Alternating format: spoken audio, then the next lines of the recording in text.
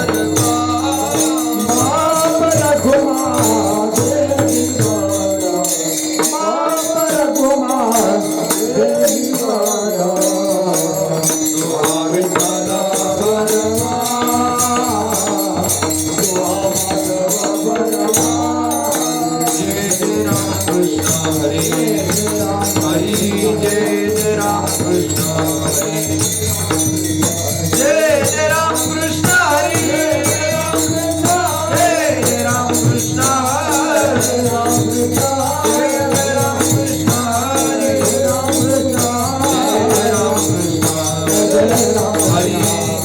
राम कृष्ण हरि जय राम कृष्ण जय राम कृष्ण जय राम कृष्ण जय राम कृष्ण हरि जय राम कृष्ण हरि जय राम कृष्ण हरि जय राम कृष्ण हरि जय राम कृष्ण हरि जय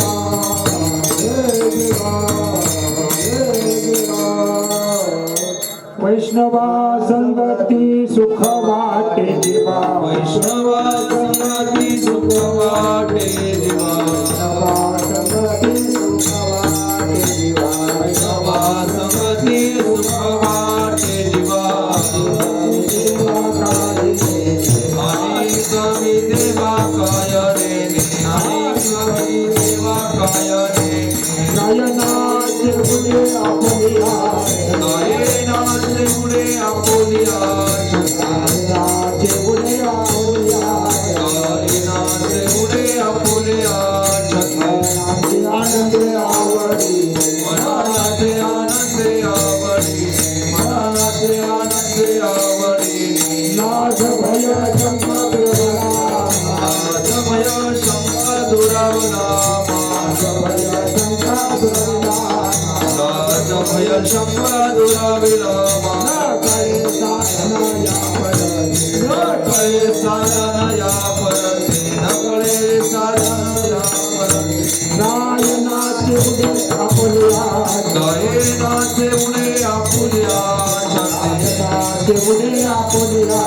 गायनाचे उडे आपुल्या मनाचे आनंद आवडी मनाचे आनंद आवडीने मनाचे आनंद आवडीने तुका म्हणे आता पुऱ्या साया म्हणे आता पुल्या साया म्हणे आता पुऱ्या साया म्हणे आता पुल्या साया जगातीचे सांभाळा अम्मा जगदीश सांभाळावे अम्मा जगदीश सांभाळावे गायनाचे उदे आपुलिया गायनाचे उदे आपुलिया गायनाचे उदे आपुलिया गायनाचे उडे आपुल्या मनाचे आनंद आवडी मनाचे आनंद आवडीने मनाचे आनंद आवडीने विठोबार कुमारी विठोबार कुमारी विठोबार कुमारी पार कुमार विठोबार कुमार पार कुमार विठोबार कुमार पार कुमार विठोबार पार कुमार कुमार विठोबार कुमार पार कुमार विठोबार कुमार पार कुमार विठोबार कुमार पार कुमार विठोबार कुमार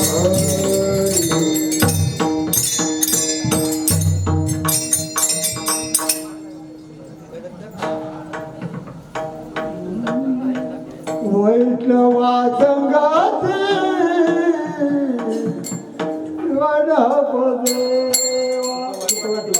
वैष्णवा संगाते सुख वाटे जीवा वैष्णवा संगाते सुख वाटे जीवा वैष्णवा संगाते सुख वाटे जीवा वैष्णवा संगाते सुख वाटे जीवा वैष्णवा संगाते सुख वाटे देवा वैष्णवा संगाते सुख वाटे देवा वैष्णवा संगाते सुख वाटे जीवा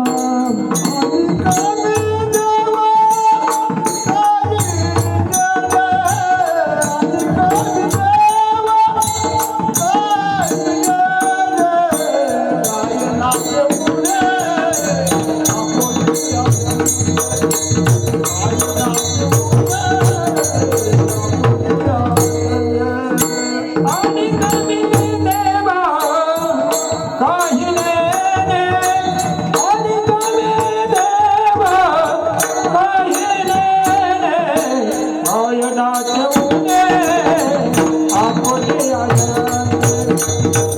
गायनाचे उडे आपुलिया छंदे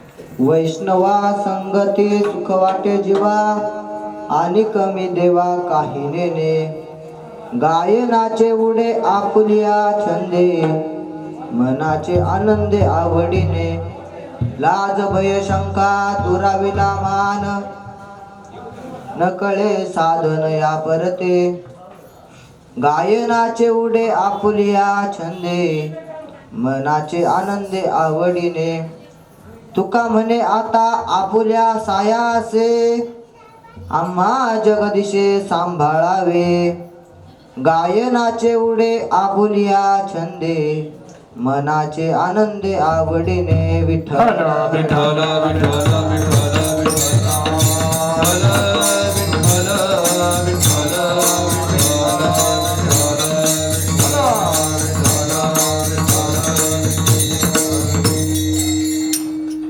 प्रस्तुत प्राप्त कीर्तन रूपी सेवेकरिता निवडलेला अभंग हा वारकरी संप्रदायातील सर्वोच्च मानबिंदू अखिल कोट ब्रह्मांड नायक 14 भुवनाचे धनी पंढरीश पांडुरंगाचे एकनिष्ठ भक्त श्रीमंत श्री जगद्गुरु तुकोबाराय यांच्या गाथेतील 4 चरणाचा असून प्रस्तुत अभंगातून तुकोबाराय वैष्णवांच्या संगतीतलं सुख वैष्णवांच्या संगतीतले सुखाचे अनुभव प्रतिपादन करतात. विठ्ठल विठ्ठल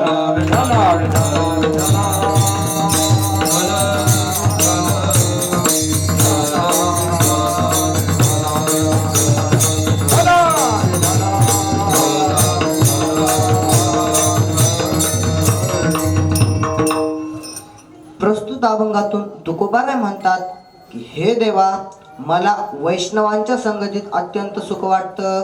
त्या वाचून मला दुसरं काही एक आवडत नाही. वैष्णवा संगते सुख वाटे जीवा आणि कमी देवा काही नेने. आणि देवा, त्या वैष्णवांच्या संगतीत मी गातो, नाचतो, उड्या मारतो. सर्व मी हे माझ्या मनाच्या आनंदाने करतो.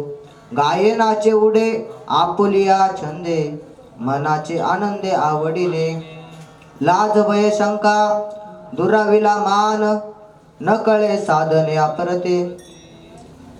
तुकोबाराय म्हणतात की हे देवा, मी जेव्हा ज्या काळात त्या वैष्णवांच्या संगतीत गातो, नाचतो, उड्या मारतो, त्या काळात मला काही एक माझ्या अंतकरणाला काही एक लाज भय शंका काही एक स्पर्श करत नाही. लाज भय शंका दुराविला मान न कळे साधन या परते. आणि ज्या काळात तुकोबाराय मी ज्या वैष्णवांच्या संगतीत गातो, नाचतो, उड्या मारतो, त्या काळात मी सर्व माझा देह माझ्याकडून सर्व विसरलेला असतो. माझा सर्व प्रपंच मी विसरलेला असतो. त्या काळात तू माझा देह माझा प्रपंच तू सांभाळावा. तुका म्हणे आता आपुल्या सायासे गायनाचे आम्हा जगदिशे सांभाळावे. गायनाचे उडे आपुलिया छंदे मनाचे आनंदे आवडीने. विठ्ठल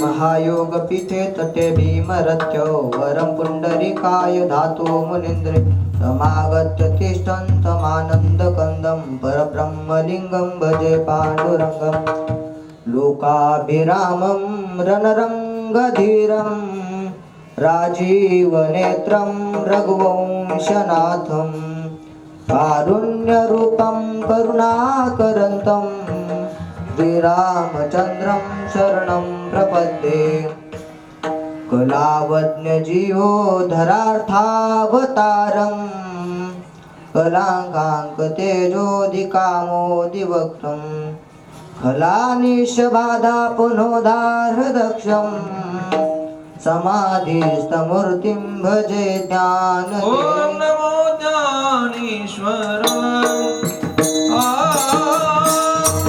नमो ज्ञानेश्वर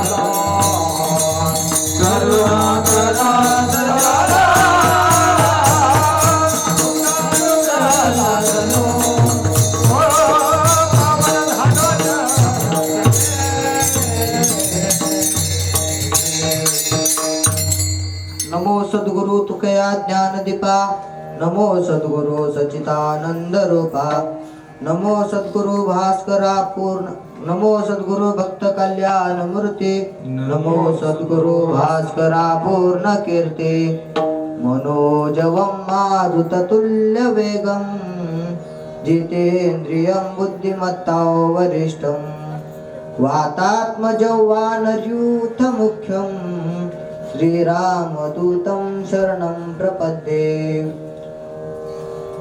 वैष्णवा संगती सुख वाटे जीवा आणि कमी देवा काही नेने गायनाचे उडे आपुलिया छंदे मनाचे आनंदे आवडीने प्रस्तुत प्राप्त कीर्तनाला सुरुवात करण्यापूर्वी थोडासा अल्पसा परिहार देणं गरजेचं आहे. तो म्हणजे असा की आज या ठिकाणी श्री क्षेत्र जांभळवाडी या ठिकाणी चालू असलेला अखंड हरिनाम सप्ताह, त्या सप्ताहामध्ये 4थ्या दिवसाची कीर्तन रूपी सेवा माझ्या वाटेला आली आहे. ज्यांनी मला कीर्तन दिले त्यांच्या सर्वांच्या चरणावर नतमस्तक होतो.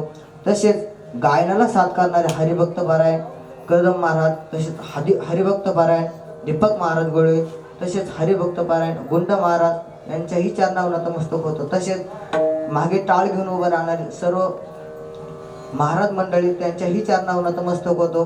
मृदुंगावर साथ करणारे हरिभक्त पारायण लक्ष्मण महाराज त्यांच्याही चरणावर नतमस्तक होतो.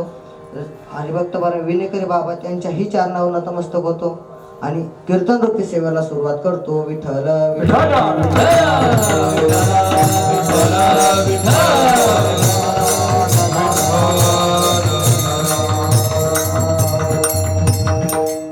प्रस्तुत अभंगातून तुकोबाराय वैष्णव कोणाला म्हणतात, वैष्णव कोण असतो, वैष्णवाचं लक्षण प्रतिपादन करतात.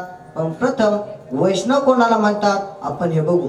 तर तुकोबाराय म्हणतात की वैष्णव तो जया अवघी देवावरी माया. तुकोबाराय म्हणतात की तोच वैष्णव आहे, त्याची संपूर्ण माया भगवंतावरती आहे, तोच वैष्णव आहे. किंवा ज्ञानोबाराय म्हणतात की ज्याला या कलियुगात भगवंता वाचून काहीच आवडत नाही त्याला वैष्णव असे म्हणतात. जीवीची या देवा प्रेम भावाची या भावा तुझ वासुनी केशवा आणून आवडे.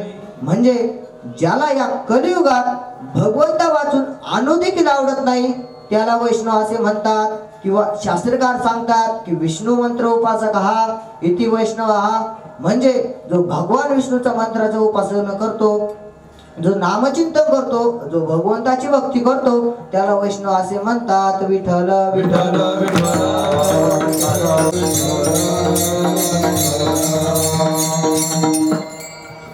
मग वैष्णव कोणाला म्हणतात हे कळालं, परंतु सर्वसामान्य जीव वैष्णवाला ओळखण्यासाठी वैष्णवाचं वैष्णव होतो हे ठराविक जातीशी जोडताना दिसतो. तर काही वैष्णवाचं वैष्णवत्व ठरवण्यासाठी ठराविक आकृतीशी जोडताना दिसतात, तर काही वैष्णवाचं वैष्णवत्व हे ठराविक कृतीशी जोडताना दिसतात. तर काही वैष्णवाचं वैष्णवत्व हे ठरवण्यासाठी वैष्णवाचं वैष्णवत्व हे मतीने म्हणजे बुद्धीने त्यांचा संबंध जोडू पाहत. पण जाती, कृती, आकृती आणि मती यावरून वैष्णव ठरवल्या जात नाही. विठ्ठल विठ्ठल विठ्ठल विठ्ठल विठ्ठल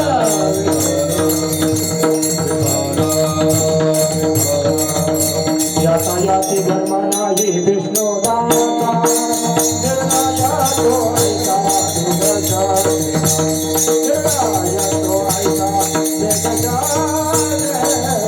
निर्णया तो ऐका यातायाती धर्म नाही विष्णुना निर्णया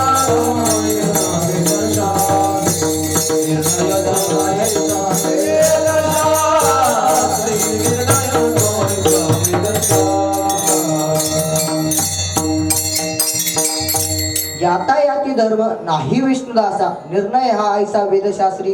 वेदशास्त्र सुनता सांगतात की वैष्णवाला धर्म याती धर्म नाही विष्णुदासा म्हणजे विष्णुदासाला कुठलाही धर्म नसतो. त्याप्रमाणे जातीवरून, कृतीवरून, आकृतीवरून आणि मतीवरून वैष्णव ठरवल्या जात नाही. प्रथम जातीवरून वैष्णव कसा ठरवला जात नाही तर पहा, वैष्णव हा विशिष्ट जातीतच जन्माला येतो असं नाही, तर वैष्णव हा कुठल्याही जातीत जन्माला येऊ शकतो. मग तो ब्राह्मण आहे की शूद्र आहे अशी त्याची जाती पाहता येत नाही, तर वैष्णव हा कुठल्याही जातीत जन्माला येऊ शकतो.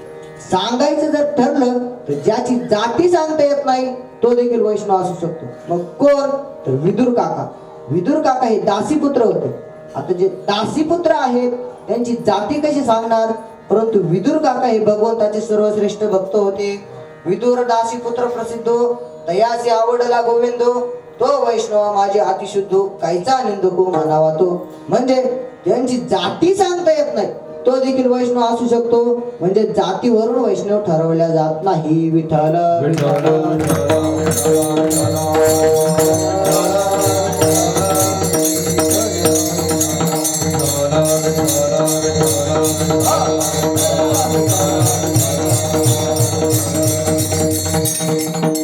जसा जातीवरून वैष्णव ठरवल्या जात नाही तसा ठराविक आकृतीवरून देखील वैष्णव ठरवला जातो. मानवाच्याच आकृतीचा असला म्हणजे तो वैष्णव असतो, देवाचा भक्त असतो असे नाही. तो वैष्णव देवाचा भक्त हा पशु देखील असू शकतो. मग कोण तो गजेंद्र. गजेंद्र हा भगवंताचा भक्त होता. गजेंद्र हा पशु होता परंतु भगवंताचा सर्वश्रेष्ठ भक्त होता. जटायू. जटायू हा पक्षी होता परंतु भगवंताचा सर्वश्रेष्ठ भक्त होता. वासुकी. वासुकी हा सर्प होता परंतु भगवंताचा सर्वश्रेष्ठ भक्त होता. आणि हनुमंतराय. हनुमंतराय हे तर पशु आहेत, वानर आहेत परंतु भगवंताचे सर्वश्रेष्ठ भक्त आहेत. जगद्गुरु तुकोबाराय देखील त्यांना भक्तीची वाट विचारतात की शरण शरण हनुमंता तुम्हा आलो रामदूता काय भक्तीच्या त्या वाटा मज दावाव्या सुगटा. आज भक्तीच्या त्या वाटा मज दावाव्या सुगटा मज दावाव्या सुगटा.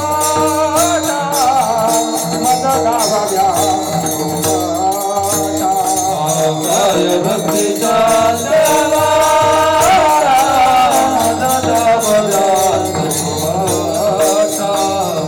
मद दाबल्या सुवाटा मद दाबल्या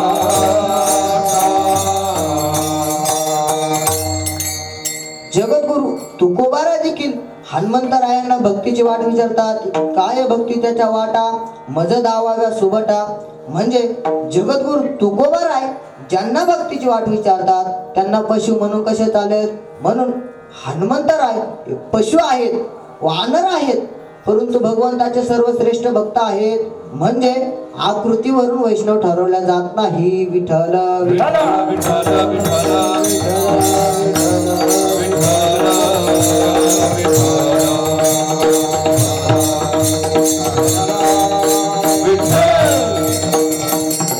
जसा जातीवरून वैष्णव ठरवले जात नाही, आकृतीवरून वैष्णव ठरवले जात नाही, तसा ठराविक कृतीवरून देखील वैष्णव ठरवले. कसा तो वैष्णव हा आपापल्या व्यवसायाप्रमाणे आपापली कृती केलेला आढळतो. नामदेव महाराज हे कपड्याचा व्यापार करत होते.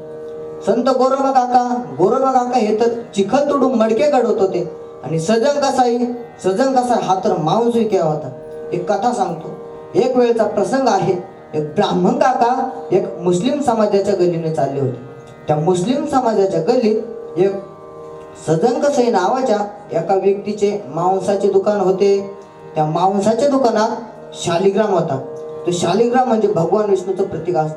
तो शालिग्राम तो सजन कसाई एका बाजूने तराजू ठेवायचा आणि एका बाजूने तो मांस टाकायचा. तो शालिग्राम असा होता की जर कोणी 1 किलो मांस मागितलं तो शालिग्राम 1 किलोचा व्हायचा. जर कोणी 2 किलो मांस मागितलं तो शालिग्राम 2 किलोचा व्हायचा. असा तो शालिग्राम होता.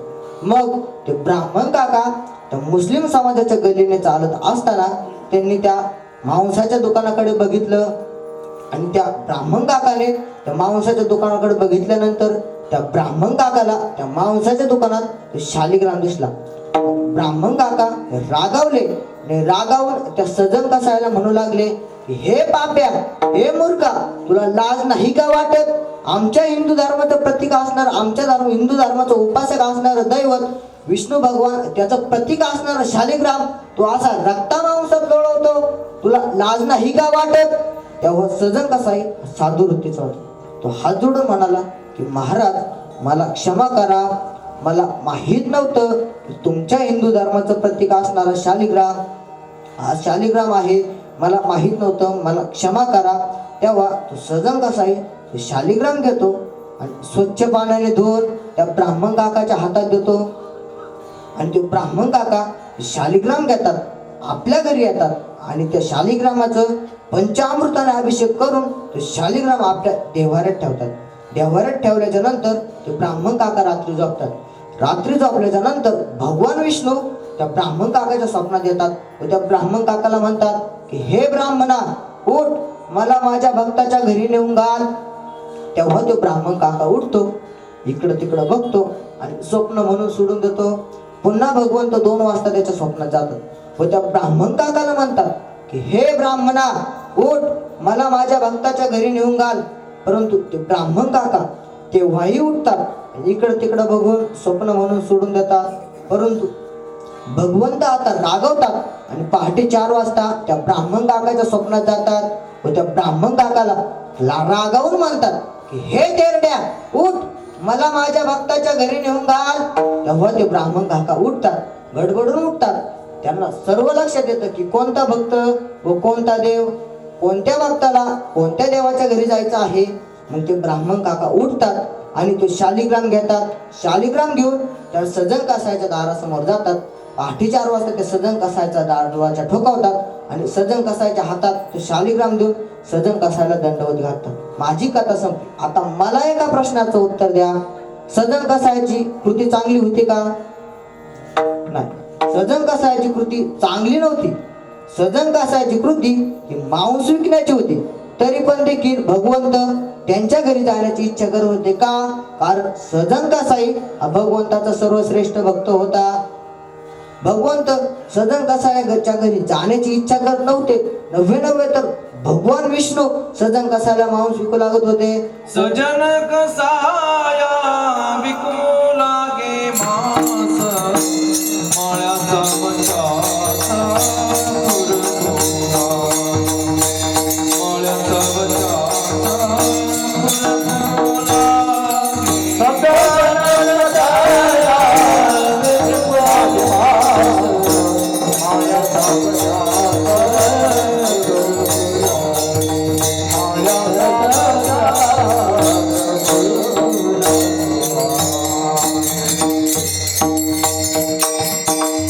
सजन कसाया विकू लागे मांस, माळ्या सावत्यास खुरपू लागे.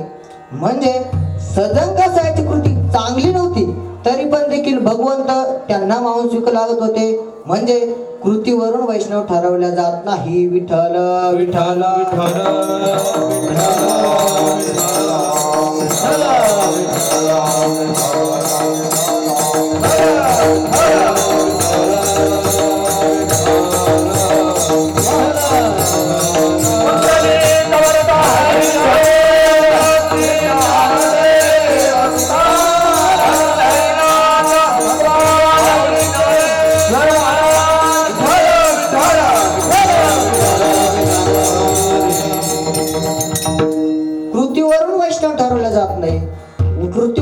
वैष्णव ठरवला जात नाही. यासाठी नामदेव महाराजांनी देखील एक सुप्रसिद्ध अभंग लिहून ठेवलेला आहे.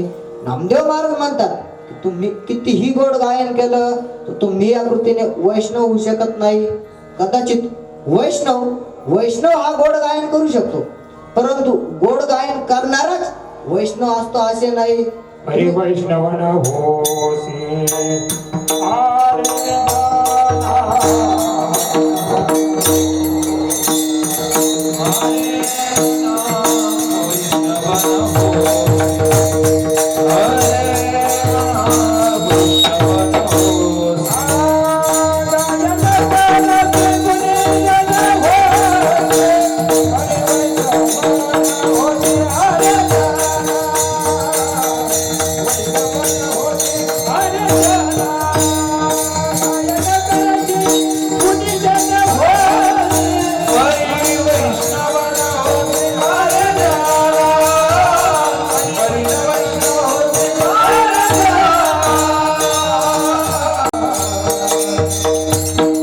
नामदेव महाराज सांगतात की तुम्ही कितीही गोड गायन केलं, कितीही तुम्ही गोड गायन केलं तर तुम्ही या कृतीने गुणीजन व्हाल, परंतु तुम्ही या कृतीने वैष्णव होऊ शकत नाही. नामदेव महाराज पुढे सांगतात की तुम्ही कितीही तीर्थयात्रा केल्या, कितीही देवधर्म केले, तुम्ही या कृतीने वैष्णव होऊ शकत नाही. तुम्ही तीर्थयात्रा करणे या कृतीने तुम्ही कापडी व्हाल, परंतु या कृतीने तुम्ही वैष्णव होऊ शकत नाही. तीर्थयात्रा करशी तरी कापडीच होशी, परी वैष्णव नवसी अरे जना. नामदेव महाराज पुढे सांगतात की तुम्ही कितीही वेद अध्ययन केलं, कितीही वेद पठण केलं तर तुम्ही या कृतीने वैदिक व्हाल, परंतु या कृतीने तुम्ही वैष्णव होऊ शकत नाही. वेद अध्ययन करशी तरी वैदिकची होशी, परी वैष्णव नवसी अरे जना. नामदेव महाराज पुढे म्हणतात की तुम्ही कितीही पुराण सांगितलं, कितीही पुराणातल्या कथा सांगितल्या तर तुम्ही या कृतीने पुराणक व्हाल, परंतु या कृतीने तुम्ही वैष्णव होऊ शकत नाही. पुराण सांगसी तरी पुराणकची होसी, परी वैष्णव नवसी अरे जना. मग तुम्ही कितीही परमार्थातील कृती केली, कितीही परमार्थातील तुम्ही कितीही देवधर्म केले तर तुम्ही या कृतीने वैष्णव होऊ शकत नाही. मग म्हणजे तुम्ही परमार्थातील कृती केली तर तुम्ही या कृतीने वैष्णव होऊ शकत नाही. म्हणजे कृतीवरून वैष्णव ठरवले जात नाही. विठ्ठल विठ्ठल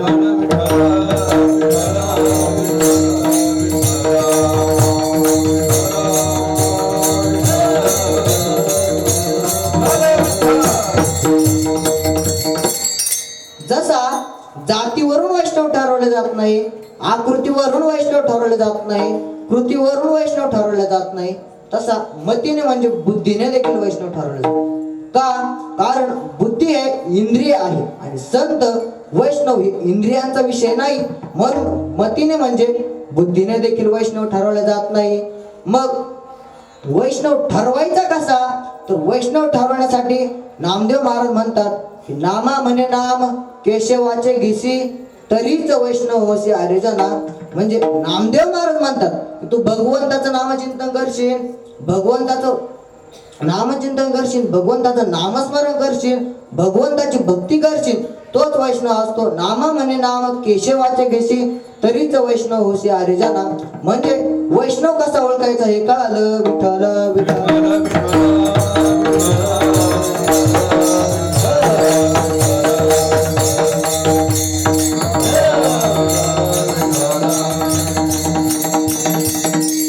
मग आता आपल्याला वैष्णव कळालं, वैष्णव कसा ओळखायचा हे कळालं. परंतु आपण आणखी जर संत वाङ्मयाचा विचार केला, आणखी जर आपण शास्त्रदृष्टीने बघितलं तर वैष्णवाचे आणखी 3 प्रकार पडतात. पहिला आहे तो आदमादम वैष्णव, दुसरा आहे तो मध्यम वैष्णव आणि तिसरा आहे तो उत्तम वैष्णव. पहिला जो वैष्णव आहे तो म्हणजे आदमादम वैष्णव. आदमादम वैष्णव असा असतो की जो कधी कधी जेव्हा केव्हा त्याला भगवंताची आठवण येईल तेव्हाच तो भगवंताची भक्ती करतो, परंतु तो श्रेष्ठ असतो. कुणापेक्षा श्रेष्ठ असतो? तर जे कधीच भगवंताची भक्ती करत नाही त्यांच्यापेक्षा हा आदम वैष्णव श्रेष्ठ असतो.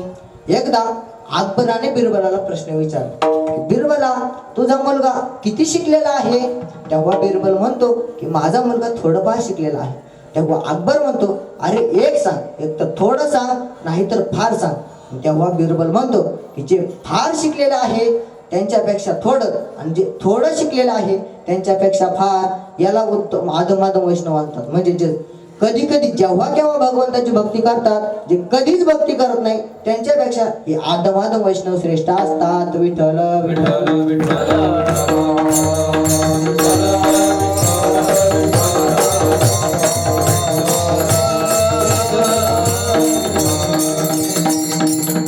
दुसरा जो प्रकार आहे तो म्हणजे मध्यम वैष्णव.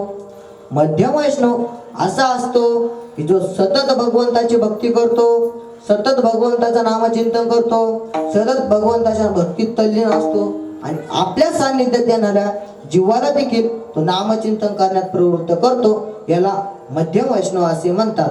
मग नाशिकमध्ये एक महात्मा होऊन गेले.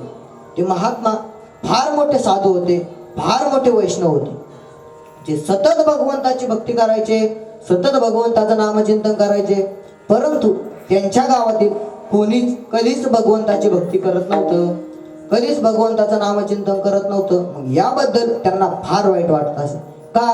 कारण आपल्या गावातील कोणीच भगवंताचं नामचिंतन करत नाही, भगवंताची भक्ती करत नाही. मग यांना काहीतरी भक्ती करायला लावली पाहिजे. मग असा विचार त्यांनी मनात केला आणि त्यांनी एक युक्ती आखली. त्यांनी आपल्या 4-5 मित्रांना गोळा केलं आणि 4-5 मित्रांना म्हणाले की तुम्ही मला राम राम म्हणून चिडवा. तुम्ही मला राम राम म्हणून चिडवल्याच्या नंतर मी तुमच्या मागं काठी घेऊन लागल. मग असं ठरल्याप्रमाणे 4-5 मित्र त्या वैष्णवाला राम राम म्हणून चिडू लागले आणि तो वैष्णव देखील त्यांच्या मागं काठी घेऊन लागू लागला. मग असं ठरल्याप्रमाणे त्यांचं ते रोजचं चालू झालं. मग गावातील लोकांना देखील वाटू लागलं की हा वैष्णव, हा साधू महात्मा राम राम म्हणले चिडतोय. मग गावातील लोक देखील त्यांना राम राम म्हणून चिडू लागले. मग असे फार दिवस जात असताना सर्वजण त्यांना राम राम चिडू लागले. सतत जो रस्त्याने चालत असताना त्याला सतत कोणीही ना कोणी दिसला की राम राम म्हणायचे आणि त्या वैष्णवाला फार आनंद वाटायचा. का? कारण आपल्यामुळं कोणीतरी भगवंताचं नामचिंतन करतंय, कोणीतरी भगवंताची भक्ती करतंय, याचा त्या वैष्णवाला फार आनंद वाटायचा. आणि यालाच मध्यम वैष्णव असे म्हणतात. का? कारण आपल्यामुळे दुसरे लोक भगवंताचं नामचिंतन करतात. स्वतः तर भगवंताचं नामचिंतन करतातच, परंतु दुसऱ्याला देखील ते नामचिंतन करण्यात प्रवृत्त करतात. त्यांना मध्यम वैष्णव असे म्हणतात. विठ्ठल विठ्ठल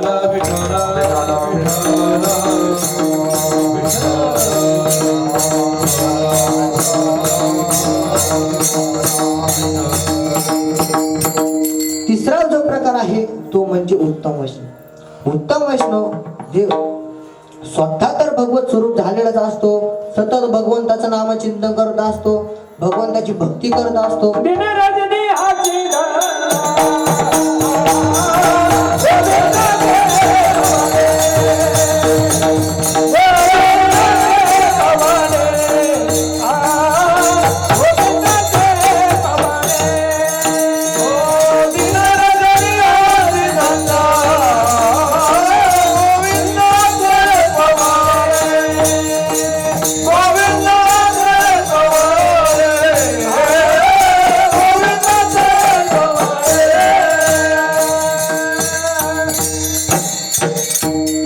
वैष्णवाशी अशी स्थिती झालेली असते. दीनरजनी हाची धंदा गोविंदाचे पोवाडे असा तो उत्तम वैष्णव असतो. तो स्वतः तर भगवंताचे नामचिंतन करतो, परंतु आपल्या सानिध्यात येणाऱ्या जीवाचा देखील तो उद्धार करतो आणि जडाचा देखील तो उद्धार करतो. याला उत्तम वैष्णव असे म्हणतात. यासाठी रामायणातील एक फार सुंदर दृष्टांत आहे. ज्या काळात रावणाने सीता मातेचं हरण केलं, त्या काळात हनुमंतराय रामप्रभूंना म्हणतात की प्रभू, मी सीता मातेच्या शोधात जातो, परंतु मी आतापर्यंत काय सीता मातेला बघितलेलं नाही. मग सीता मातेला तेथे जाऊन मी ओळखू कसं? तेव्हा रामप्रभू म्हणतात की माझ्या सीतेचं जेथे वास्तव्य असेल ना, तेथे गेल्याच्या नंतर माझ्या सीतेचं जेथे वास्तव्य असेल तेथील पशुपक्षी राम राम म्हणत असतील, तेथील राक्षस देखील राम राम म्हणत असतील. एवढंच नव्हे, त्या दिशेने येणारा वारा देखील राम राम ध्वनी घेऊन येत असेल, त्या ठिकाणी माझ्या सीतेचं वास्तव्य असेल. म्हणजे उत्तम वैष्णव असे असतात की जे स्वतः तर नामचिंतन करतात, परंतु त्यांच्या सानिध्यात जड वस्तू आलेल्या जड वस्तू देखील भगवंताचं नामचिंतन करतात. त्यांच्या सानिध्यातून जाणारा वारा देखील भगवंताचं नामचिंतन करतो, यांनाच उत्तम वैष्णव असे म्हणतात. विठ्ठल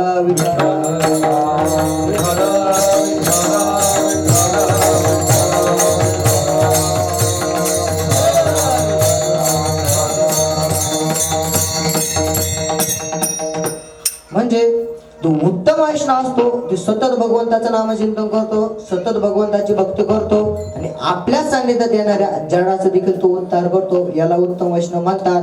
मग आणखी जर आपण आता आपर्यंत वैष्णव कोणाला म्हणतात हे बघितलं, वैष्णव कसा ओळखायचा हे बघितलं, वैष्णवाचे 3 प्रकार बघितले आणि आता आणखी जर आपण संत वाङ्मयाचा विचार केला तर वैष्णवांच्या आणखी 2 लक्षणं पडतात. कोणते? तर पहिलं आहे ते आंतरलक्षण, दुसरं आहे ते बाह्य लक्षण. वैष्णवाचं आंतरलक्षण म्हणजे सतत भगवंताचे नामचिंतन करतो, सतत भगवंताची भक्ती करतो, हे आहे वैष्णवाचं आंतरलक्षण. आणि दुसरं जे लक्षण आहे ते म्हणजे वैष्णवाचं बाह्य लक्षण. वैष्णवाचं बाह्य लक्षण म्हणजे तुळशी माळ गळा, गोपी चंदन टिळा, हृदय कळवळा वैष्णवांचा, हे आहे वैष्णवाचं बाह्य लक्षण. मग आतापर्यंत आपण वैष्णव कोणाला म्हणतात हे बघितलं, वैष्णव कसा ओळखायचा हे आपल्याला कळालं, वैष्णवाचे कोणते 3 प्रकार असतात हे आपल्याला कळालं, वैष्णवाचे 2 लक्षणे देखील आपल्याला कळाली. परंतु वैष्णव नुसतं वैष्णवाचे प्रकार, वैष्णवाचे लक्षण, वैष्णव कसा ओळखायचा हे कळून उपयोग नाही, तर वैष्णवांची संगती घडणे अति आवश्यक आहे. अशाप्रमाणे एखाद्या व्यक्तीला भूक लागते, मग भूक लागल्याच्या नंतर त्याला तेथे भोजन आहे हे कळून उपयोग नाही, तर त्याने ते भोजन ग्रहण केलं पाहिजे, तेव्हा त्याची क्षुधा निवृत्त होईल. म्हणजे त्याचप्रमाणे आपल्याला देखील वैष्णव कळून उपयोग नाही, तर आपल्याला त्या वैष्णवांची संगती घडणे अत्यावश्यक आहे. विठ्ठल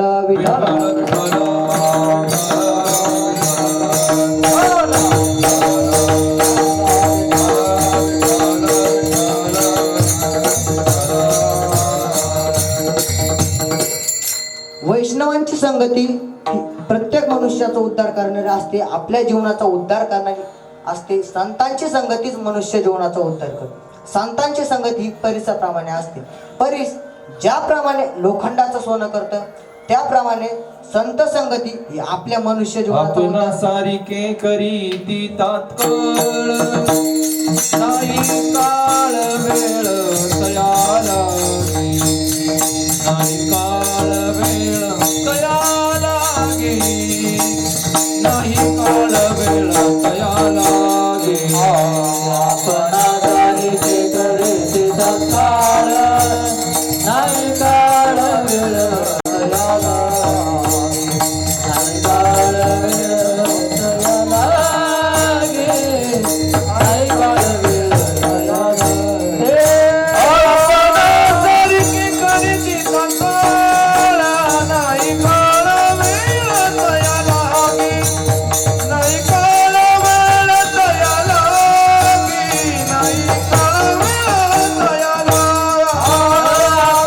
सारिके करीती तात्काळ, नाही काळ वेळ तयाला गे, नाही काळ वेळ तयाला गे, नाही काळ वेळ तयाला.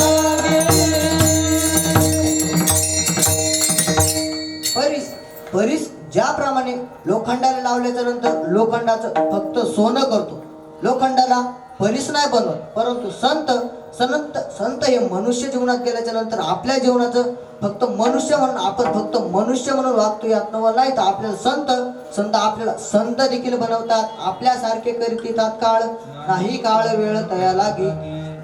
संतांच्या संगतीत मनुष्य जीवनाचा उद्धार झाला याची अनेक उदाहरणे आहेत. एका काळात नारद महर्षी हे एका जंगलातून चालले होते. जंगलातून चालले असता त्यांना वाल्या कोळ्यानं अडवलं. वाल्या कोळ्यानं अडवल्याच्या नंतर वाल्या कोळ्याचं काम तुम्हाला माहिती. वाल्या कोळ्या त्या जंगलातून चाललेला प्रत्येकाला अडवायचा आणि त्याच्याकडून पैसे लुबाडून घ्यायचा आणि त्या मृत्यू करून त्या वाल्या कोळे विठ्ठल विठ्ठल विठ्ठल विठ्ठल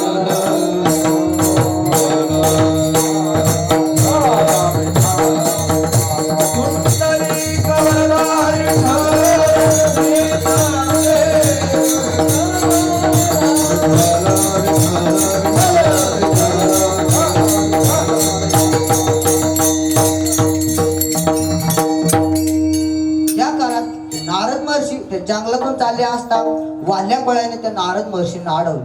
आणि नारद महर्षींना अडवल्याच्या नंतर वाल्या कोळी नारद महर्षींकडून पैसे मागू लागला. नारद महर्षी म्हणाले की माझ्याकडे विणा आणि चिपळ्या सोडून दुसरं काहीच नाही. तेव्हा वाल्या कोळी त्यांना मारण्यासाठी पुढे झाला. नारद महर्षी म्हणाले थांब, तू आम्हा सर्वांना मारून हे पाप करतो, हे पाप तू कोणासाठी करतो? तेव्हा वाल्या कोळी म्हणतो की हे पाप मी माझ्या परिवारासाठी करतो. मग नारद महर्षी म्हणतात की तू हे पाप तुझ्या परिवारासाठी करतो, मग तुझ्या परिवारात तुझ्या या पापात वाटेदार आहेत का? तेव्हा वाल्या कोळी थोडा विचार करतो. विठ्ठल विठ्ठल विठ्ठल विठ्ठल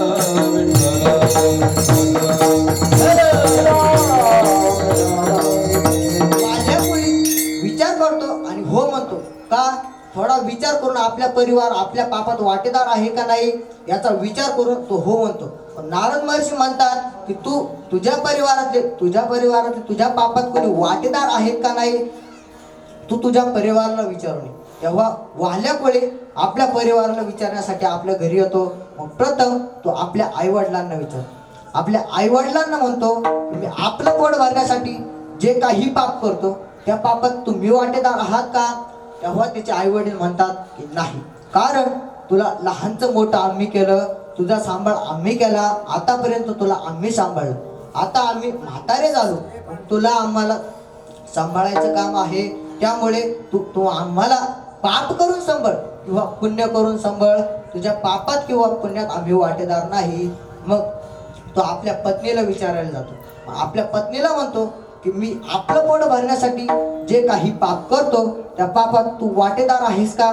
तेव्हा तिची पत्नी देखील म्हणते की नाही, कारण मी माझ्या सर्व घरदाराचा त्याग करून तुझ्या संग मी लग्न करून येथे आले. आता तुला मला सांभाळायचं काम आहे, त्यामुळे तू मला कशाही पद्धतीने सांभाळ, तू पाप करून सांभाळ किंवा पुण्य करून सांभाळ, तुझ्या पापात किंवा पुण्यात मी वाटेदार नाही. मग असं नाही उत्तर भेटल्याच्या नंतर तो पुन्हा नारद महर्षींकडे येतो आणि नारद महर्षींना सर्व काही सांगतो की मी माझ्या परिवाराचं पोट भरण्यासाठी जे काही पाप करतो त्या पापात माझ्या परिवारातलं कोणीच वाटेदार नाही. मग तेव्हा नारद महर्षी त्या वाल्या कोळ्याला राम राम मंत्र म्हणायला होतात. परंतु वाल्या कोळ्याचं पाप इतकं असतं की त्याला राम मंत्र देखील म्हणता येत नाही. कारण माझ्या भगवंताचं नाम मुखात द्यायचं असेल एका जन्माचे नाही तर अनेक जन्माचे पुण्य लागतं. जन्माजन्मांतरी असलेलं पुण्य सामग्री तरीच नाम जिव्हाग्री येईल नामाचे. म्हणजे माझ्या भगवंताचं नाम जर मुखात द्यायचं असेल एका जन्माचे नाही तर अनेक जन्माचे पुण्य लागतात, तेव्हाच माझ्या भगवंताचं नाम मुखात येतं.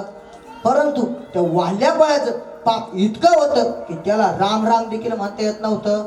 मग नारद महर्षी त्याला मरामारा म्हणायला लावतात आणि मरामाराचा राम राम होतो आणि वाल्या कोळ्याचा वाल्मिक ऋषी होतो. मग वाल्मिक ऋषीची वाल्या कोळ्याची एवढी श्रेष्ठता वाटते की वाल्या कोळी रामायण घडायच्या आधी रामायण लिहितो. बोलिले वाल्मिक केले रामायण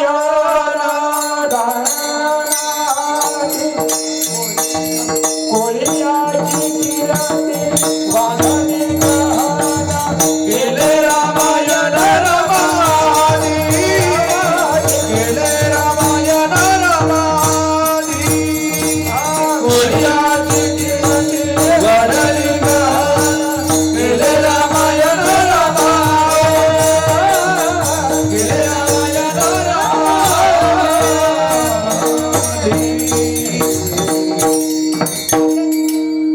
वाल्या कोळ्याची एवढी श्रेष्ठता वाटते की वाल्या कोळी रामायण घडायच्या आधी रामायण लिहितो. कोळीयाची कीर्ती वाढली गहन केले रामायण रामा आधी. म्हणजे फक्त कोळ्याचा एवढी श्रेष्ठता का वाढली तर फक्त नारद महर्षींसारख्या संतांची संगती घडली. म्हणजे संतांची संगतीत मनुष्य जीवनाचा उद्धार करणारी आहे. विठ्ठल विठ्ठल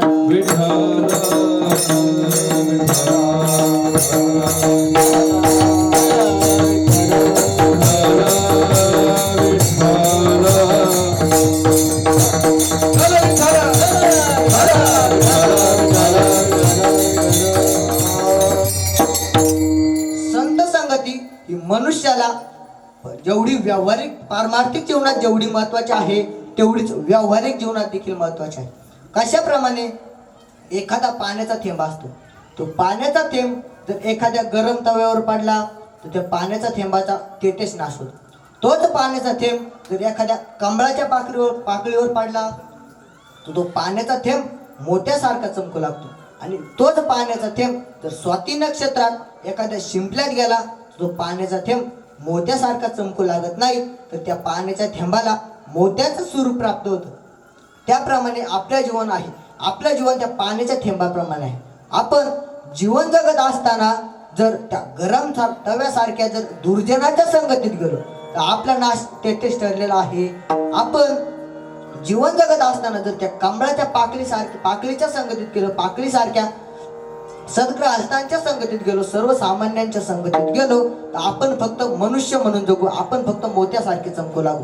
परंतु आपण त्या शिंपल्यासारख्या संतांच्या संगतीत गेलो तर आपलं जीवन हे मनुष्य म्हणून नाही, तर आपलं जीवन हे संत म्हणूनच जगू. आपण विठ्ठल विठ्ठल विठ्ठल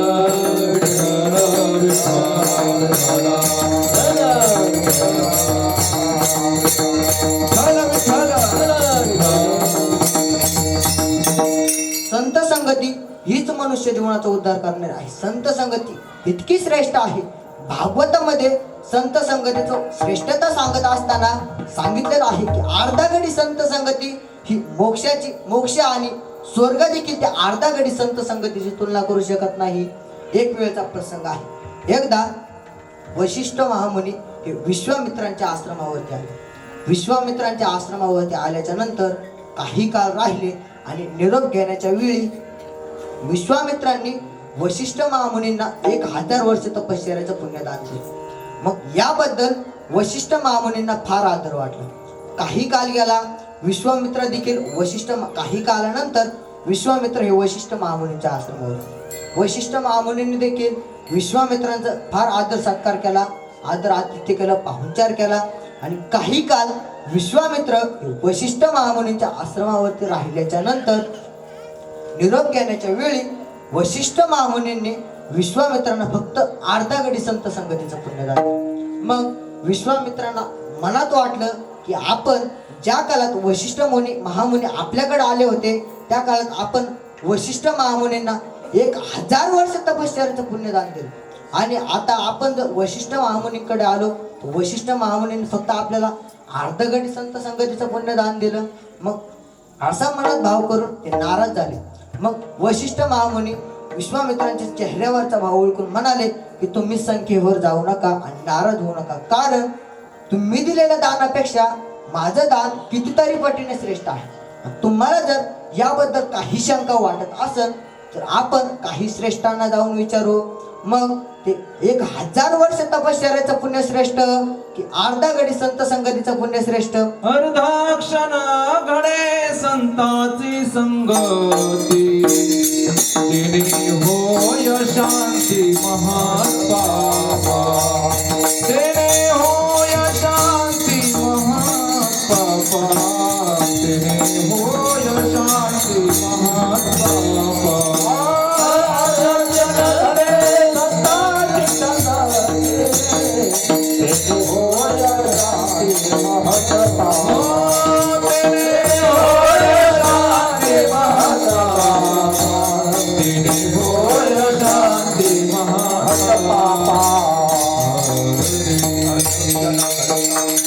अर्धक्षण घडे संत संगती, तेने होय शांती महापाप.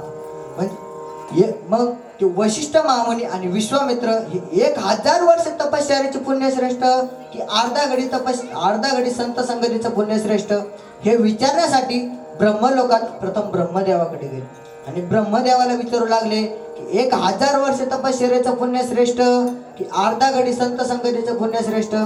तेव्हा ब्रह्मदेव म्हणाले की मी आतापर्यंत संत संगती केली नाही, मग मी तुम्हाला अर्धा घडी संत संगतीचं पुण्यश्रेष्ठ की 1000 वर्ष तपश्चर्याचं पुण्यश्रेष्ठ याचा निर्णय देऊ शकत नाही.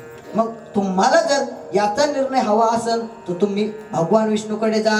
मग असं म्हणल्याच्या नंतर दोघांनीही तेथून निरोप घेतला आणि वैकुंठात भगवान विष्णूकडे आले आणि भगवान विष्णूला येऊन म्हणाले की 1000 वर्ष तपश्चर्याचं पुण्यश्रेष्ठ की अर्धा घडी संत संगतीचं पुण्यश्रेष्ठ?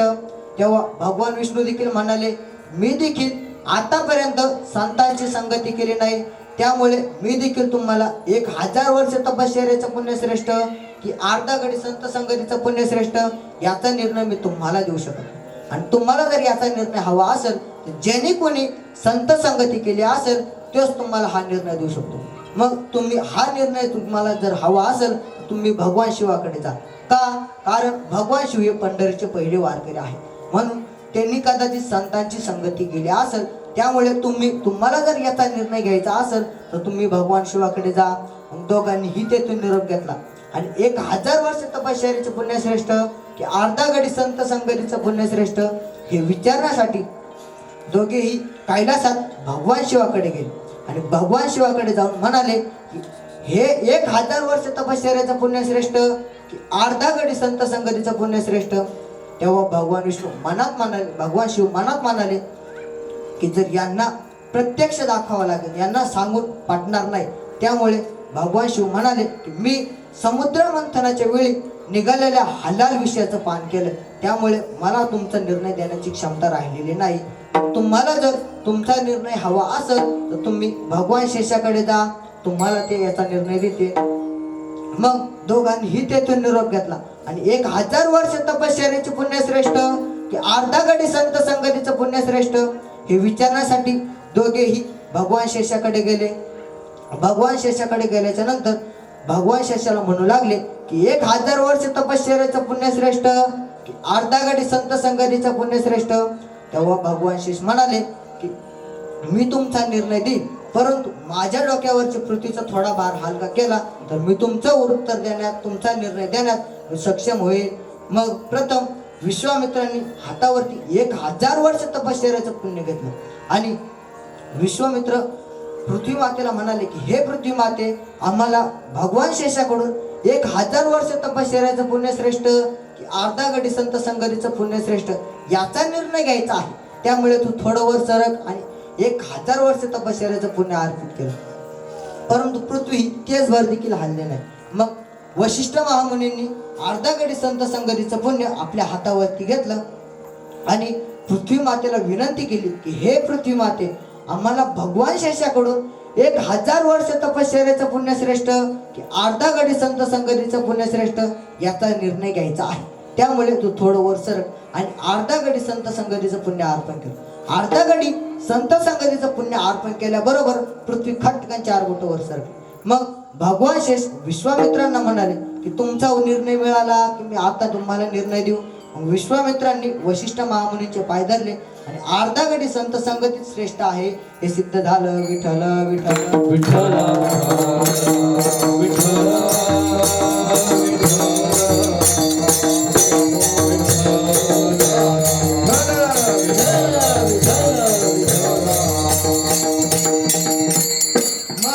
संत संगती श्रेष्ठ आहे. संत संगतीच मनुष्य जीवनाचा उद्धार करणारे आहे.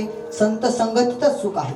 परंतु सर्वसामान्य जीव हा प्रपंच सुख शोधण्याचा प्रयत्न करतो, प्रपंचाकडून सुखाची अपेक्षा करतो. प्रपंचात आल्याच्या नंतर जन्मल्यापासून तर मृत्यूपर्यंत प्रपंचाकडून सुखाची अपेक्षा करतो, परंतु आतापर्यंत कुणालाच सुख भेटलं नाही. सर्वजण जी जी काही क्रिया करतात, सकाळी उठल्यापासून तर रात्री झोपेपर्यंत जी जी काही क्रिया करतात, कशासाठी करतात?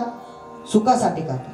परंतु मला एक सांगा, आतापर्यंत कुणाला सुख भेटलंय का? सर्व सुखाची आशा जन्म गेला, सर्व सुखाची आशा जन्म गेला.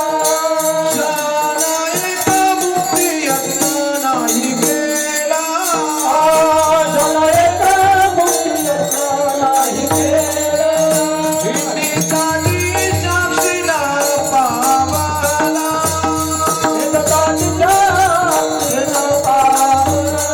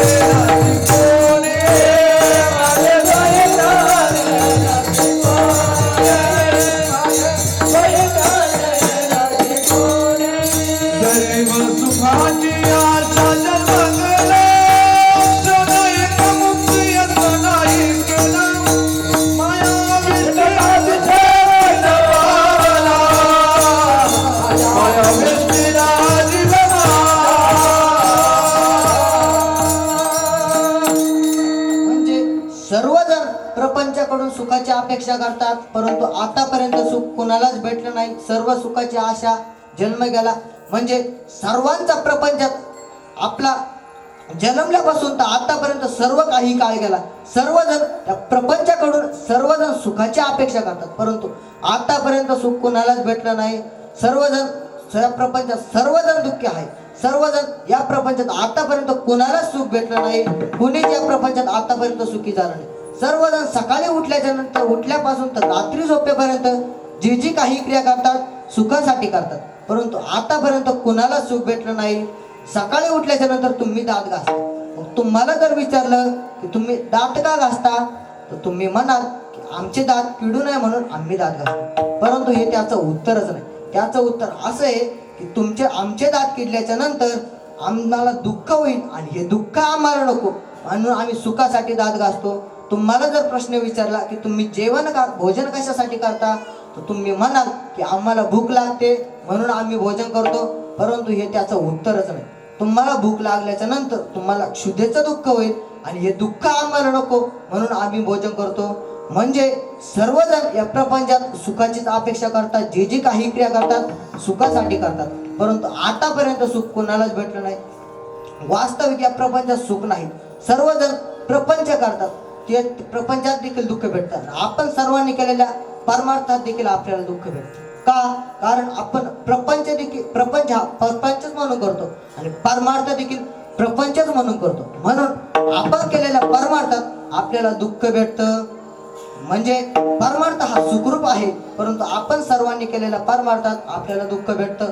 वास्तविक या प्रपंचात सुखी कोणीच नाही. सर्वजण फक्त सुखाचं नाटक करतात. याच्यात जे कोणी आपल्याला सुखी दिसतो तो सुखी नसतो. वास्तविक तो फक्त सुखाचं नाटक केलेला असतो. तुम्हाला एक दृष्टांत सांगतो म्हणजे तुम्हाला कळेल सुखाचं नाटक कसं असतं. एक व्यक्ती होता, फार श्रीमंत व्यक्ती होता. सर्व काही तिची 10 गावात तिची आसपासच्या सर्व 10 गावात तिची श्रीमंतीची ख्याती होती. सर्व काही श्रीमंत होता. त्याच्याकडे गाडी होती, बंगला होता, सर्व काही. त्याला लाख रुपये पगार होता, परंतु त्यांच्या घरात समाधान नव्हतं. परंतु त्यांच्या बंगल्या शेजारीची एक छोटीशी झोपडी होती आणि त्या झोपडीत दोघेच पती पत्नी राहत होते. परंतु तो पती रोज नोकरीला जात असताना कधी त्याला पत्नी हसल्याचा आवाज यायचा तर कधी पती हसल्याचा आवाज यायचा. मग एक दिवस तो उठला, आपलं सर्व काही आवरलं आणि गाडीत बसून नोकरीला चालला. नोकरीला चालल्याच्या नंतर त्याला झोपडीतून पती हसल्याचा आवाज ऐकू आला. मग त्याला आता राहवलं नाही. त्याने दरवाजा उघडला आणि त्या झोपडीपर्यंत गेला. झोपडीपर्यंत गेल्याच्या नंतर त्यांना म्हणू लागला की का रे बाबा, माझ्याकडे सर्व काही आहे, गाडी आहे, बंगला आहे, मला लाख रुपये पगार आहे, परंतु आमच्या घरात समाधान नाही. 15 दिवसातून महिन्यातून आमच्या घरात सतत वाद चालू असतात. परंतु तुमच्या घरात कधी मला पती तुम्ही हसल्याचा आवाज ऐकू येतो तर कधी तुमची पत्नी हसल्याचा आवाज ऐकू येतो. याचं कारण काय? तुमच्या घरात कधी वाद होत नाहीत का? तेव्हा तो व्यक्ती म्हणाला की साहेब, तुम्हाला कोण म्हणाले की आमच्या घरात वाद होत नाही? तेव्हा तो म्हणतो की आमच्या घरात सतत वाद चालू असतात. मग हा व्यक्ती म्हणतो की तुमचं हसण्याचं कारण काय? तेव्हा तो व्यक्ती म्हणतो की आमच्या घरात सतत वाद चालू असतात. आमच्या घरात माझ्या पत्नीत सतत वाद चालू असतात. माझी पत्नी एवढी तामसी आहे की तिला जर मी एखादा शब्द बोललो तर ती हातात जे असेल ती फेकून मारते. मग फेकून मारल्याच्या नंतर लागलं तर ती हसते आणि हुकलो तर मी हसतो. एवढी गंमत आहे. विठ्ठल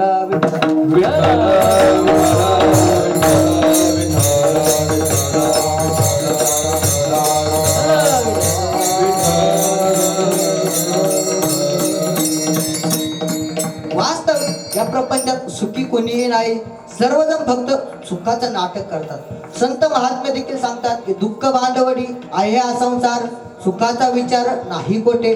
म्हणजे या प्रपंचात सुखाचा विचार देखील केला जातो. सुखाचा केलेला विचार देखील दुःखाला कारणीभूत असतो. यासाठी एक दृष्टांत सांगतो. दृष्टांत लक्षपूर्वक ऐका म्हणजे तुम्हाला सिद्धांत कळेल. एक व्यक्ती होता, तो असाच खेडेगावात राहत होता. खेडेगावात काही काळानंतर तो मोठा झाला, त्याचं लग्न झालं. मग काही दिवस झाले आणि आपलं काहीतरी व्यवसाय असावा, आपलं प्रपंच चालण्यासाठी आपल्याला काहीतरी नोकरी असावी, यासाठी ते पुण्यासारख्या मोठ्या शहरात गेले. मग पुण्यासारख्या मोठ्या शहरात गेल्याच्या नंतर त्यांनी तेथे एक छोटीशी रूम पाहिली. त्या छोट्याशा रूममध्ये सर्व काही नित्य गरजेचे छोटेसे वस्तू होत्या, सर्व काही नित्य गरजेचं सर्व सामान होतं त्या रूममध्ये. सर्व काही बेड, किचन वगैरे सर्व काही होतं. सर्व काही त्यांना दोघांना देखील पुण्यासारख्या मोठ्या शहरात 10-15 हजाराची नोकरी लागली. मग ते रोज उठायचे, सर्व काही आवरून आपल्या नोकरीला जायचे, संध्याकाळी घरी यायचे, सर्व काही आवरून झोपी जायचं. असं त्यांचा रोजचा दिनक्रम चालू होता. मग रोजचा दिनक्रम चालू असता एक दिवस आला असं की ते दोघेही पती पत्नी नोकरीवरून घरी आले. नोकरीवरून घरी आल्याच्या नंतर दोघांनीही तोंड हातपाय धुतलं, रात्री जेवण केलं आणि दोघेही जेवण केल्याच्या नंतर कॉटवरती झोपण्यासाठी गेले. मग त्या कॉटवरती झोपण्यासाठी गेल्याच्या नंतर तेथे त्यांच्या गप्पा रंगल्या. मग गप्पा रंगत असताना प्रथम पती म्हणाला की आपल्याला जर एक मुलगा झाला तर तो या छोट्याशा रूममध्ये खेळेल कुठं, तो या छोट्याशा बेडवर झोपेल कुठं. तेव्हा त्याची पत्नी म्हणाली त्याला झोपण्यासाठी तुम्ही थोडं पलीकडे सरका, मी थोडं अलीकडे सरकते. मग ठरल्याप्रमाणे पती थोडं पलीकडे सरकला, पत्नी थोडं अलीकडे सरकली. पुन्हा त्यांच्या गप्पा रंगल्या. गप्पा रंगल्याच्या नंतर पती पुन्हा म्हणाला की आपल्याला एका मुलाच्या पाठीवर जर दुसरा मुलगा झाला तर तो कुठे झोपेल. तेव्हा पत्नी म्हणाली की तुम्ही आणखी थोडं तिकडे सरका, मी आणखी थोडं इकडे सरकते. ठरल्याप्रमाणे दोघी, पती थोडं तिकडे सरकला, पत्नी आता थोडं इकडे सरकली. पुन्हा त्यांच्या गप्पा रंगल्या. मग आता त्यांनी विचार थांबवावेत ना, पण नाही. पती पुन्हा म्हणालाय की आपल्याला जर 2 मुलांच्या पाठीवर तिसरी मुलगी झाली तर ती कुठे झोपेल. तेव्हा पत्नी म्हणाली की तुम्ही थोडं तिकडं सरका, मी थोडं इकडं सरकते. ठरल्याप्रमाणे पत्नी थोडं अलीकडं सरकली आणि पती जसा पलीकडे सरकला तसा कॉटवरून खाली पडला. त्याचा मनका मग मला काही त्याला दवाखान्यात न्यायला टाइम. आता मला एक सांगा, त्या पती पत्नीने प्रपंच केला की प्रपंचाचा विचार केला. फक्त प्रपंचाचा विचार करा. मग प्रपंचाचा विचार जर एवढा मनका मोडत असेल तर मग प्रपंच किती दुःख देईल. यालाच म्हणतात की सुखाचा विचार नाही कोठे. म्हणजे या प्रपंचात सुख तुम्हाला कोठेच भेटणार नाही, सुखाचा विचार देखील केला जाणार. संसार दुःख मूळ चहूकडे, संसार दुःख विश्रांती नाही कोठे, रात्र दिवस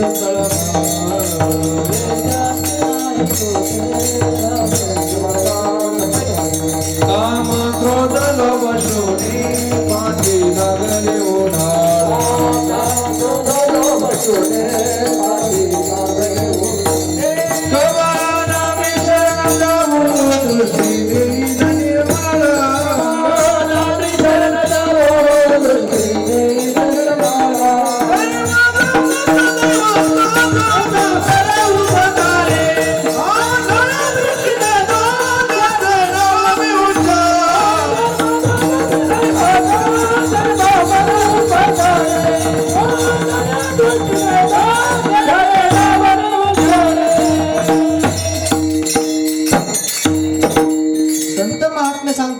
संसार दुःख मूळ चहूकडे विंगळ, विश्रांती नाही कोठे, रात्रंदिवस तळमळ. काम क्रोध लोभ शोणी पाठी लागले उढाळ, कवना मी शरण जाऊ दृष्टी देवी. म्हणजे संत महात्मे सांगतात की या प्रपंचाचं मूळच दुःखाचं आहे. मग तुम्ही जर मूळ रूप असणार प्रपंच केला तर तुम्हाला परमात्मा सुखरूप असणारा परमात्मा कसा भेटेल.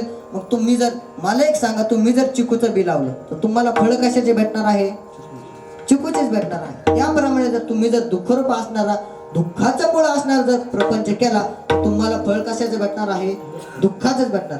मग तुकोबाराय सांगतात की तुम्हाला जर सुख हवं असेल, तुम्हाला जर सुखाची प्राप्ती करून घ्यायची असेल तर तुम्ही काय करा, अभंगाच्या प्रथम चरण वैष्णव संगती सुख वाटे.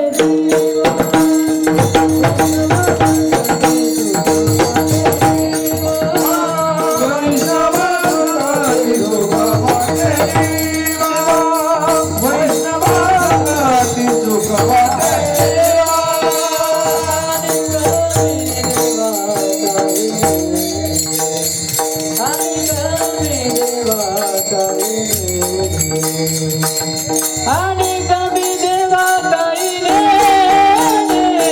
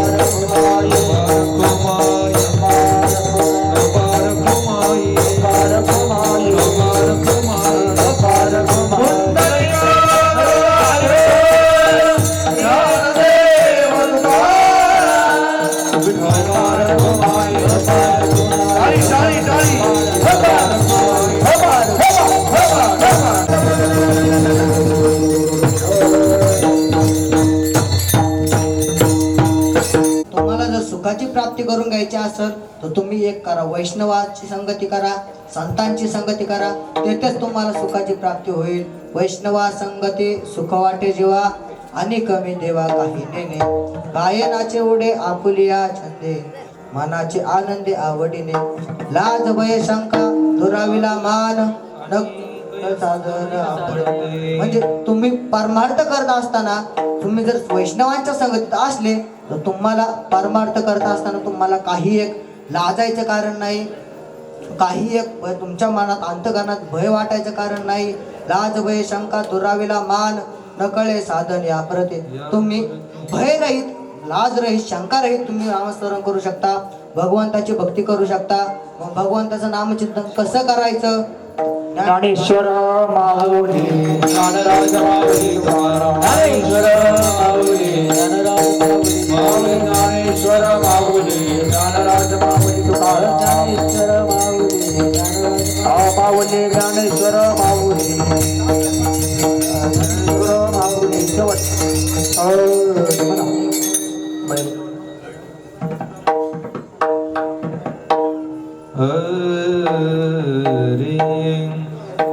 तुका म्हणी आता पुल्या सायासे, तुका म्हणी आता पुल्या सायासे.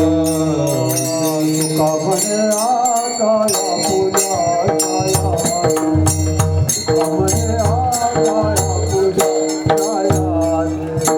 हम जगदीश सांभाळावे, हम जगदीश सांभाळावे, सांभाळावे.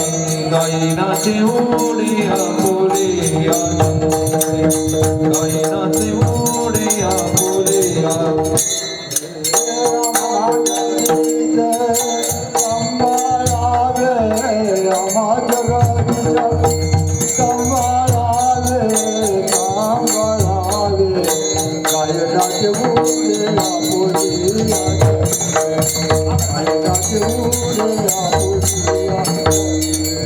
मनाचे आनंदे आवडीने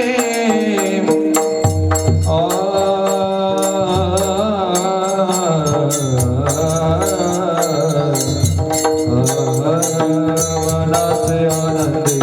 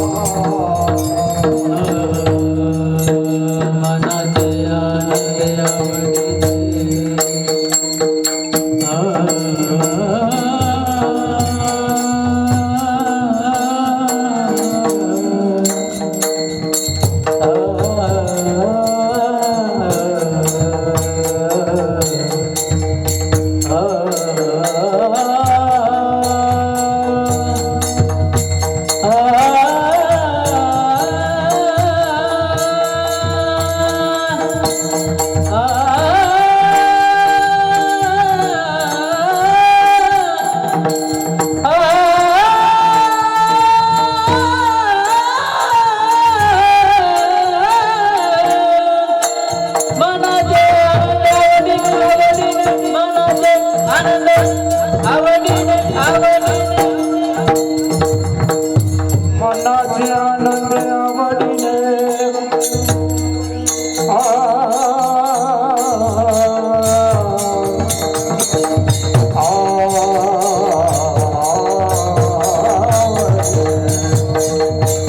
मनाचे आनंद आवडीने मनाचे आनंद मनाचे आनंद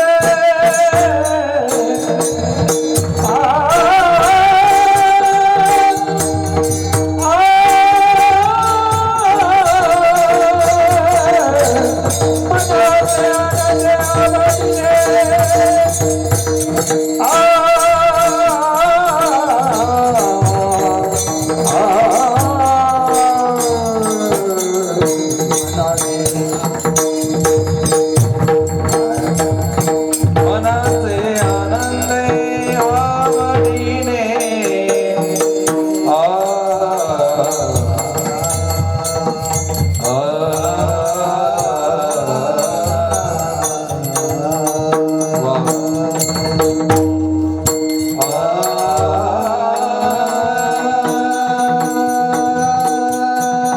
टाळी टाळी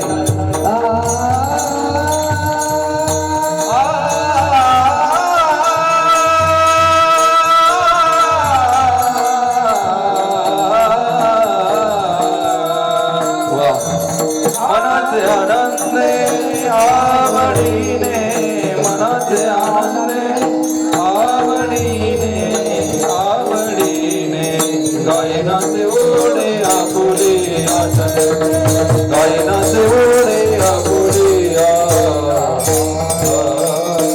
जय विठ्ठल जय जय विठ्ठल जय विठ्ठल जय जय विठ्ठल बोलिलेले पुरे वेळे वापुरे उत्तरे राज महाराज तुम्ही नाही विचारिला अधिकार मी आपुला राज महाराज तुका म्हणे आणि स्वनाराचा माया बहिणी करा महाराज तुम्ही ज्ञानदेव ज्ञानदेव तुकाराम तुकाराम तुकाराम तुकाराम ज्ञानदेव